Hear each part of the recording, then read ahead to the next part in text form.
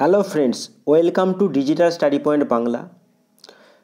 তুমি যদি 2014 সালে প্রাইমারি টেট 10 ক্যান্ডিডেট হও আর তোমার যদি ইন্টারভিউ না হয়ে থাকে, অর্থাৎ আগামী দিনে যদি তোমার ইন্টারভিউ পড়ে থাকে, তাহলে এই ভিডিওটা সম্পূর্ণ তোমার জন্য। কারণ এই ভিডিওতে আমি আলোচনা করে নেব আজকে অর্থাৎ 10ই জানুয়ারি হয়ে যাওয়া ইন্টারভিউ একজন প্রার্থীর অভিজ্ঞতা নিয়ে।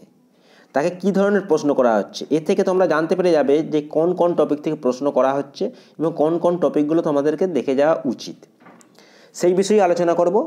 তার আগে বলে রাখি, যারা এই চ্যানেলে নতুন তারা অবশ্যই চ্যানেলটি সাবস্ক্রাইব করে পাশে থাকা বেল আইকনটি প্রেস করে দিও এবং অল নোটিফিকেশন ওপেন করে দিও এবং ভিডিওটা শেষ পর্যন্ত দেখতে থাকো, অনেক কিছু শিখতে পারবে। চলো দেখে নেওয়া যাক সেই প্রার্থীকে যার সেন্টার পড়েছিল কিন্তু হাওড়ায়, সেটা নিয়ে আমি আলোচনা করব। তাকে কী কী প্রশ্ন করা হচ্ছে। প্রথম দিকে কিন্তু বেশি প্রশ্ন করা হচ্ছে এবং শেষের দিকে প্রার্থীদেরকে কিন্তু কম প্রশ্ন করা হচ্ছে। এই প্রার্থীটিকে কী কী প্রশ্ন করা হয়েছিল চলো দেখে নেওয়া যাক। একে ফার্স্ট কোশ্চেন করা হয়েছিল যে কোথা থেকে আসছেন, মানে আপনার বাড়ি কোথায়। তারপর বলা হয়েছিল আপনার একজন প্রিয় সাহিত্যিকের নাম বলুন, এবং বলেছিল যে মানে ইনি একটা উত্তর দিয়েছিলেন শরৎচন্দ্র চট্টোপাধ্যায়। তখন তাকে প্রশ্ন করা হয়েছিল যে রবীন্দ্রনাথ কেন আপনার প্রিয় সাহিত্যিক নয়। তখন এর জবাবে সে একটা নির্দিষ্ট অ্যান্সার দিয়েছিল। তারপরই তাকে প্রশ্ন করা হয়েছিল আপনি যাকে প্রিয় সাহিত্যিক বলছেন তিনিই কেন সবচেয়ে প্রিয় সাহিত্যিক হলেন আপনার মতে। সেই মতামতটা জানতে চাওয়া হয়েছিল। অর্থাৎ বন্ধুরা বুঝতেই পারছো, এ থেকে কিন্তু ব্যক্তির যে মত প্রকাশের ক্ষমতা বা বিচার করার ক্ষমতা বা যুক্তির ক্ষমতা, সেটা কিন্তু এখানে পরীক্ষা করা হচ্ছে। সাথে দেখা হচ্ছে যে সম্বন্ধে উত্তর দেওয়া আছে সেই সম্বন্ধে সে সঠিক বলছে কিনা, অর্থাৎ তার নলেজ আছে কিনা, সেটা পরীক্ষা করা হচ্ছে। তারপর প্রশ্ন করা হয়েছিল তৃতীয় শ্রেণীর সিলেবাসটা বলুন। হ্যাঁ বন্ধুরা, এই টপিকটা খুব ইম্পর্টেন্ট।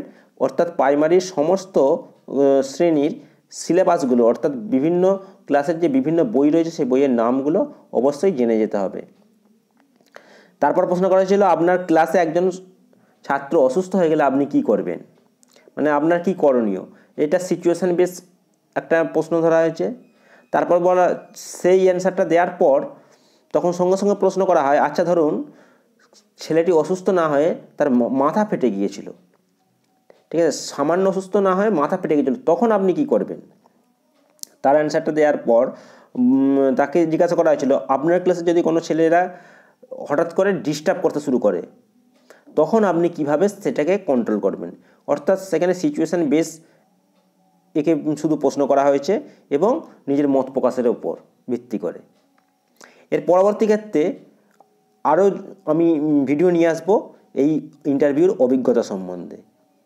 এর আগে আমি একটা ভিডিও দিয়েছি, তোমরা প্লেলিস্ট আমার চ্যানেলে ভিজিট করে দেখে নিতে পারো যে কোন কোন ডকুমেন্টস নিয়ে যেতে হবে এবং জেরক্স নিয়ে যেতে হবে কি না, নিয়ে যেতে হলে কত কপি জেরক্স নিয়ে যেতে হবে, সেই সম্বন্ধে একটা ভিডিও করা রয়েছে। তোমরা অবশ্যই ভিডিওটা দেখে নিও, কারণ অনেক ক্ষেত্রেই কিন্তু আজকের ইন্টারভিউতে অনেকেই সমস্যার সম্মুখীন হয়েছে, যেটা তোমাদের না হতে হয়, তাই সেই ভিডিওটা অবশ্যই দেখে নিও।